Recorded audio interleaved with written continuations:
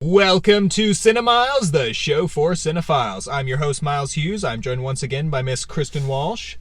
And we just saw Jackie, which stars Natalie Portman as Jacqueline Kennedy in the days immediately following the assassination of JFK. It really felt like it got in the mindset of Jackie Kennedy. Like, large stretches of the film, other things are happening in the background, but the camera's really trained in on this close-up of her, almost like revolving around her. You're constantly stuck in her mind space, and I feel like it really effectively gave you a sense of, you know, what she was thinking, how she was feeling, how she was trying to cope. The fact that, like, she didn't really have a full recovery time. Within 24 hours, she's having to figure out funeral arrangements and sort of figure out what she's going to do with her kids. And, you know, is there going to be another assassination attempt? She's having to figure out all these different things, and she's trying to process the fact that her husband's brains are splattered all over her skirt. This film was so intimate in the way that it did focus in on her in pretty much every single scene. Mm-hmm. And the scene that you're talking about, after she's gotten back to the White House, hours later, hours after her husband has been killed, and she's finally taking off the clothes. There's something about that scene that really brought the whole idea home. It took it away from being about the assassination of JFK and being about this woman's husband getting murdered. Right. It made it much more personal. It took it away from the historical, political sort of landscape. And there's something very human about that scene. Like, she's just putting a record on and she's wandering around the house, like, getting drunk, and she trying to figure out what to wear. She chain smokes like a champ in this film. I tell you what. So the framing device of the film is her giving an interview to this journalist, played by Billy Crudup. As a framing device, the idea of it being an interview was really sort of boring in comparison to the rest of the film, because the journalist had zero personality. He was just there to react to Jackie. Oh yeah, literally that's all he did the entire movie, was just be like, oh, I guess I can't write that, and she'd be like, yes, you can't write that, and then it would go back into the interesting stuff. And it was interesting how they kept making a thing out of how she's censoring him and how she's shaping his narrative to sort of fit the version of the story that she's trying to spin, which became important later. The theme of the film being legacy, and the idea being that Jackie is completely controlling the legacy of her husband from the moment that he dies. Yes. Like, her entire goal is to make sure that he's remembered as a great president.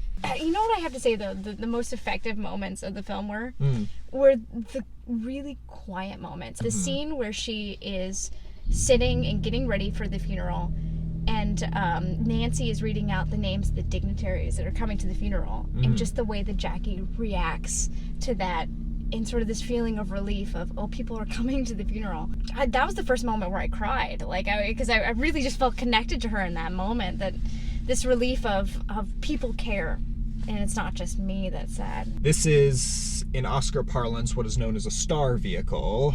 It is very much built around Natalie Portman's performance. Everything from the way she does the voice, where it doesn't seem like she's doing an impression or putting on a voice. She's just finding a way to inhabit this real-life person as a character, but also really humanizing her. Natalie Portman's had an interesting, what I like to call the Hilary Swank career, in the sense that she'll do these movies like Black Swan, for example, that are these really powerful, emotional, awards-bait performances, and then she'll also do absolute crap. And there's not a whole lot in between.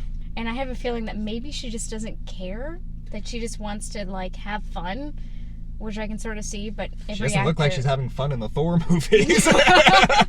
For this, though. Oh, no, she gave, 200% to this one. Because so much of the movie is dependent on her being interesting in close-up. If she were not interesting in close-up, this movie would fall flat in its face. Because there are a lot of close-ups.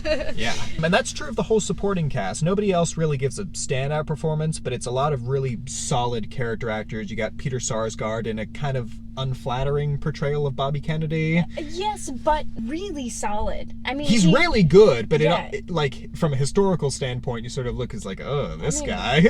I mean, Bobby Kennedy wasn't. There was never a moment in the film where I was like, man, that person didn't really live up to Portman. Sure. Everybody managed to live up to her. In fact, there were so many scenes where we see all of these other ladies, like 60s ladies, who are trying their hardest to be sympathetic, but also kind of don't care. Mm-hmm. And you can feel all of that from them. Yeah. And the way Portman reacts to them, too, is fantastic. She's both still trying to be diplomatic, but also beyond giving a crap about these ladies because, whatever, her husband's dead, Well, and it's kind of fascinating the ways in which she has to sort of keep playing the game, and she has to keep doing her job. She still has to be a politician, yeah. Despite the fact that her husband is dead, she still has to play the politician to protect his legacy. Yeah.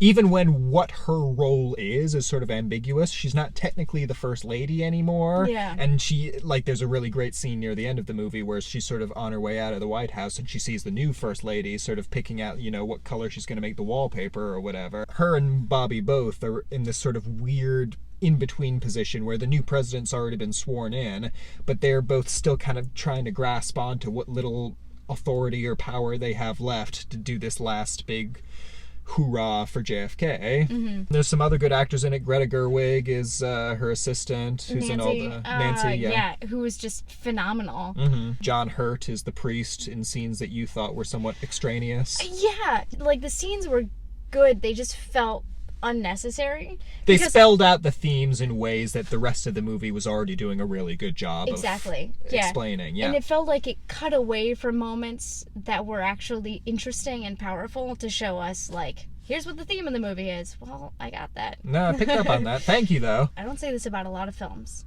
but it was a pretty well-paced film. Yeah. Well, there's something fascinating about the editing. The chronology was sort of all over the place, but it never felt random. No. Because it's jumping around between, her conversations with the journalist, her conversations with the priest, the actual scenes of her dealing with the funeral procession, this CBS special that she did, sort of touring the White House and showing all the renovations that she'd made.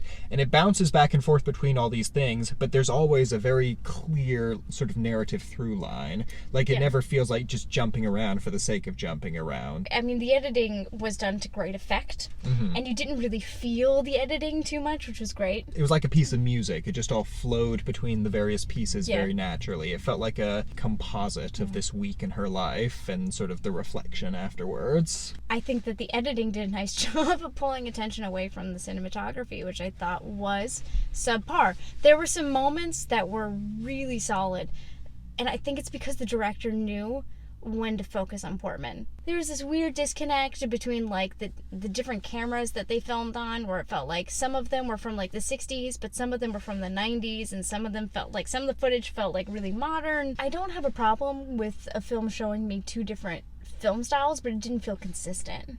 That's fair. Overall, would you recommend this film? Oh, hell yeah. I think it's remarkably well done. Portman is amazing, and as a portrait of grief, it's absolutely beautiful. It didn't feel like you were watching actors. It felt like you were watching this moment in this person's life and seeing her cope with it the best she could. And it's really pretty inspiring. I think Portman's performance is phenomenal. Oh. It's a wonderful little piece of cinema.